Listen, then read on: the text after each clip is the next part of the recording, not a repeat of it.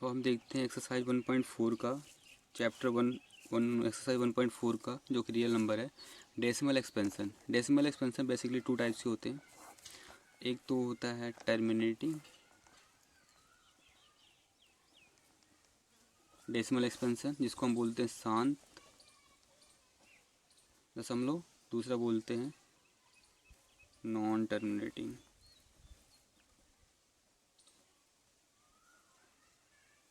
अशांत दशमलव। अगर कोई हमारे पास फ्रैक्शन दिया हुआ है rational number P upon Q, वो टर्मिनेटिंग तभी होगा when the factor of Q is 2 की पावर m 5 की पावर n के फॉर्म में होगा। इसका जो क्यू का गुणनफल होगा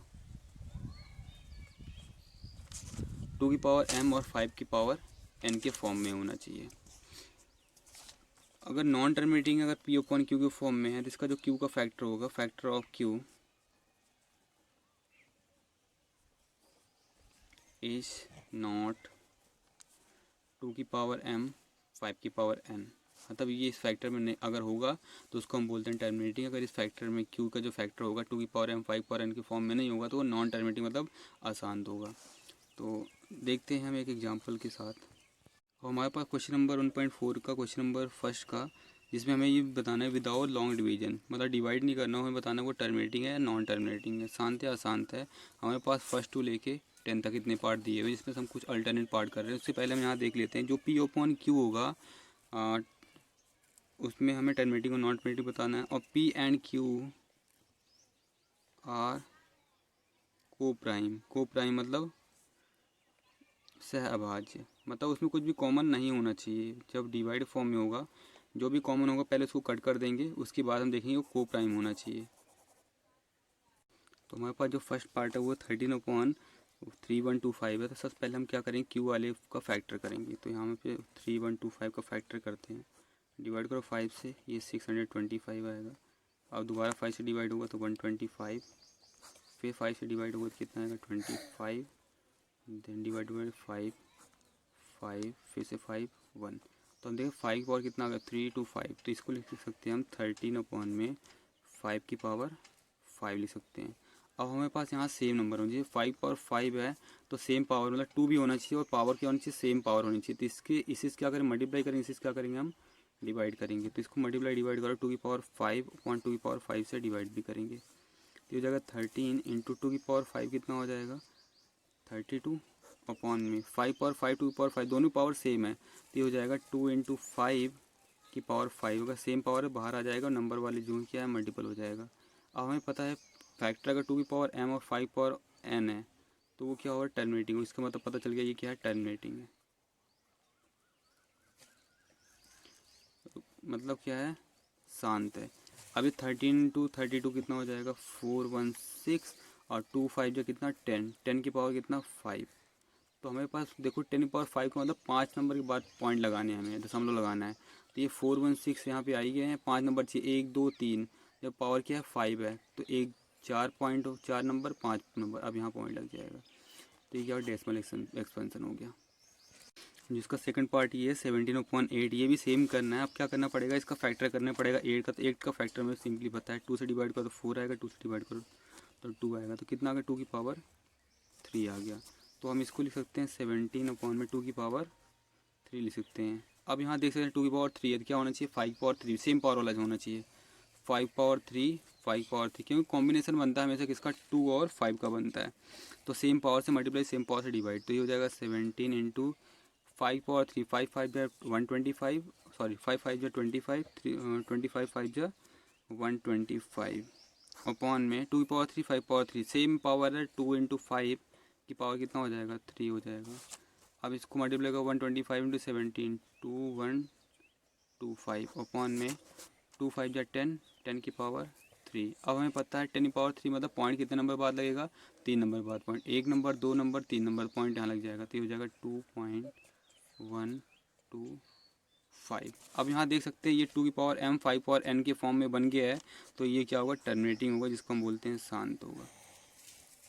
हमारे पास नेक्स्ट क्या है थर्ड पार्ट है 64.455।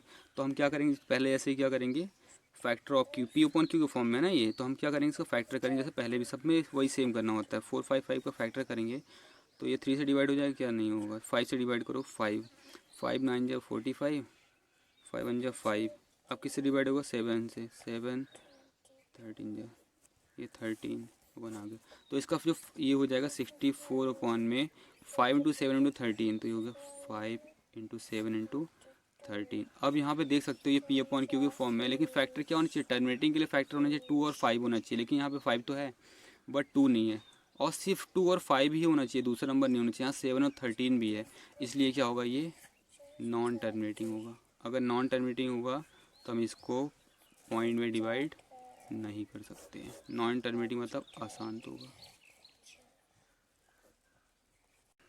अब ऐसे ही फोर्थ पार्ट भी होगा, 15/1600 है, पहले इसको जो कटेगा काट दो, उसके बाद फिर इसका हम जैसे पहले ये सेकंड किया था और थर्ड किया था वैसे ही करेंगे। अब 29/343 है, अगर इसका फैक्टर करोगे तो ये हो जाएगा 29 अपॉन में 7 की पावर 3 आ जाएगा शायद। तो यहाँ 5 और 2 तो मिलेगा, यहाँ 2 और 5 तो मिलेगा नहीं, इसका अगर हम करते हैं तो ये क्या होगा, नॉन टर्मिनेटिंग हो जाएगा, अशांत हो जाएगा। ठीक है, अब यहाँ देखो सेवन्थ वाली पार्ट में देखते हैं, 129/2 की पावर 2, 5 पावर 7, 7 पावर 5, मतलब 2 की पावर m और 5 की पावर n के फॉर्म में तो है, लेकिन 7 भी आ गया, ये नहीं आना चाहिए, क्या होगा, नॉन टर्मिनेटिंग हो गया, अशांत हो गया। अब इस वाले में देखते हैं, इस वाले में भी शायद जो भी है, अभी हम इसके पहले देखते हैं, ये 6 पार्ट देखते हैं। 6 पार्ट जो है और ये आसान है, इसमें देखो ये थोड़ा सा डिफरेंट है। 23/2 की पावर 3, 5 पावर 2 है, इसके पहले वाले में 2 तो था लेकिन 5 नहीं था, और एक में 5 था और 2 नहीं था, इसमें दोनों है। तो यहाँ पे हम देख सकते हैं 2 की पावर 3 है, 5 पावर 2 है, तो दोनों पावर क्या होनी चाहिए, सेम होनी चाहिए। 2 पावर 3 है, यहाँ पे 5 पावर 3 होना चाहिए, इसलिए 5 से मल्टीप्लाई 5 से डिवाइड कर दो ताकि 5 पावर 3 हो जाए। तो यहाँ 5 से मल्टीप्लाई 5 से डिवाइड करो,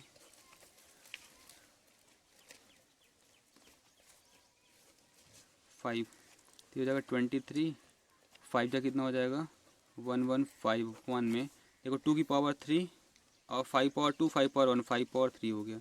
अब पावर सेम होगी ना, पावर सेम करना होता है, तो यहाँ 2 पावर 3, 5 पावर 3 सेम है, तो 2 इंटू 5 अंदर आ जाएगा और जो पावर सेम है ऊपर आ जाएगा, तो ये हो गया 115 अपॉन में 10 की पावर 3। अब 10 पावर 3 है, पॉइंट कितने नंबर बाद लगेगा, 3 नंबर बाद, 1 2 3, तो पॉइंट यहाँ लगेगा, तो ये हो जाएगा 0.115, कुछ नहीं है, पहले 0 आ गया, ये हो गया आंसर। 8 क्वेश्चन ये है, 6/15 है, इसको हम देखना टर्मिनेटिंग है नॉन टर्मिनेटिंग है। इसके पहले वाले में देखते हैं 6 वाले में क्या है, ये 2 और 5 पावर में आ गया, तो ये क्या होगा, टर्मिनेटिंग होगा, शांत होगा। और 8 वाले 6/15 मैंने बता दिया, पी अपॉन क्यू जो होना चाहिए वो को प्राइम होना चाहिए, कुछ भी कॉमन नहीं होना चाहिए, लेकिन दोनों कुछ ना कुछ कॉमन आ रहा है। काटो तो 3 2 जा 6 और 3 5 जा 15, तो ये हो गया 2/5। अब ये कुछ भी कॉमन नहीं आएगा, तो यहाँ देखो 2 तो है, यहाँ नीचे क्यू का देखते हैं, 5 तो है लेकिन 2 नहीं है, इसलिए 2 से मल्टीप्लाई 2 से डिवाइड कर दो, तो ये हो जाएगा 2 2 जा 4 अपॉन 5 2 जा 10। पॉइंट कितने नंबर बाद, एक नंबर बाद पॉइंट यहाँ लग जाए 0.4, ये होगा 0। डेसिमल एक्सप्रेशन क्या हो जाएगा, टर्मिनेटिंग हो जाएगा, शांत हो जाएगा। अब हम देखते हैं 9 वाला पार्ट क्या है, 35/50 है, ये बताओ दोनों कुछ कॉमन है कि नहीं है, तो बेसिकली दिख रहा है कॉमन है, तो इसको काट दो, 5 7 जा 50, 35 और 5 10 जा 50, तो ये हो गया 7/10। तो ये देख सकते हैं कि इसका फैक्टर क्या है, 2 और 5 है, ये क्या होगा, टर्मिनेटिंग होगा, शांत होगा। अब 10 के फॉर्म में ऑलरेडी है ये, तो पॉइंट कितने नंबर बाद जाएगा, एक नंबर बाद, तो यहाँ पॉइंट लग जाएगा 0.7, तो कुछ नहीं है, 0 लगा दो। अब 10 वाले में देखो यहाँ 77/210 है, तो इसका फैक्टर करने पहले देखें कुछ कॉमन है क्या इन दोनों में, तो ये देखो 7 3 जा 21 कट रहा है, तो 7 से काटो 7 11 जा, और 7 3 जा 21 और ये 0, तो ये हो गया 11/30। अब कुछ भी कॉमन नहीं आ रहा, इसलिए अब इसका क्या करेंगे, हम फैक्टर करेंगे 30 का फैक्टर 2 15 3 5 5 1, तो ये हो गया 11/2 इंटू 3 इंटू 5। अब देखो 2 और 5 तो है, लेकिन 3 ये एडिशनल आ गया, अगर 2 और 5 को छोड़ो कुछ और होगा तो वो क्या होगा, नॉन टर्मिनेटिंग होगा।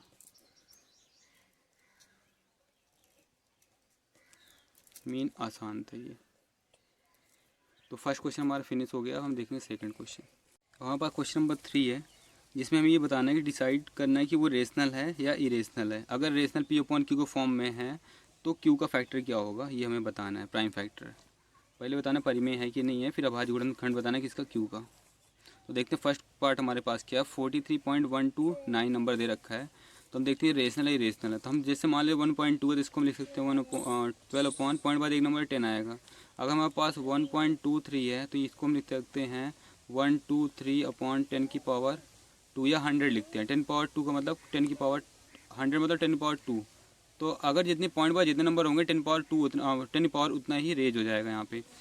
तो 0.1 था तो 10 पावर 1 था, जब पॉइंट के बाद 2 नंबर था 10 की पावर की आगे 2 आ गया था। तो यहाँ देख सकते हैं 43 1 2 3 4 5 6 7 8 9 और पॉइंट बाद कितने नंबर है 1 2 3 4 5 6 7 8 9। ये 10 की पावर कितना रेज हो जाएगा 9 हो जाएगा। अब ये बताने पी अपॉन क्यू के फॉर्म में तो ये क्या होगा रेशनल होगा, परिमेय होगा। बहुत ही सिंपल है।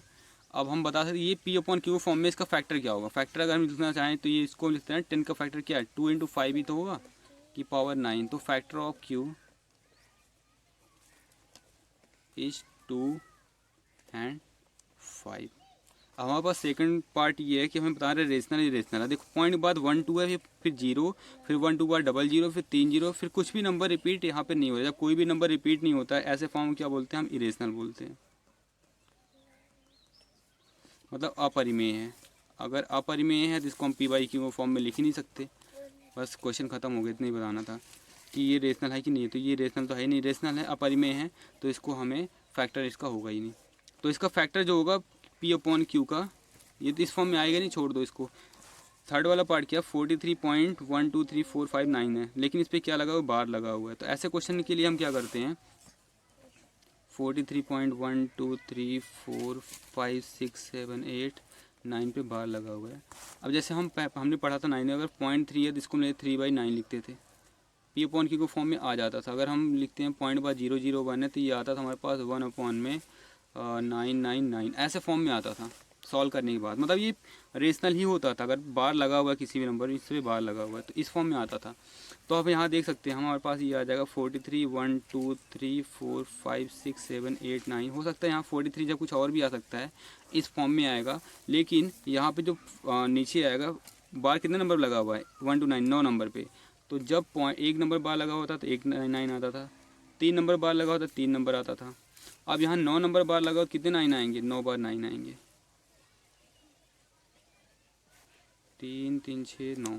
अब इसका बताना है फैक्टर क्या होगा फैक्टर। तो इसका जो फैक्टर आएगा अदर देन